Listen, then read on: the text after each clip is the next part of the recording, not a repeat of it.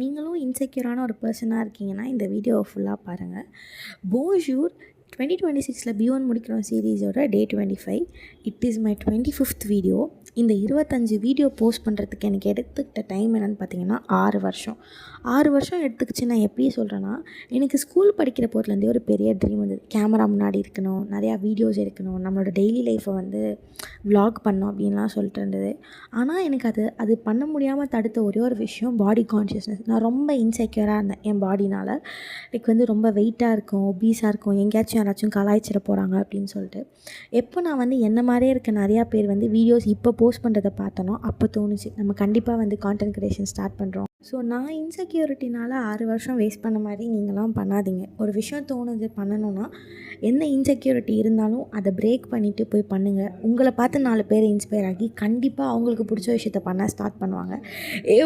நான் உங்களை நாளைக்கு பார்க்குறேன். பாய் பாய்.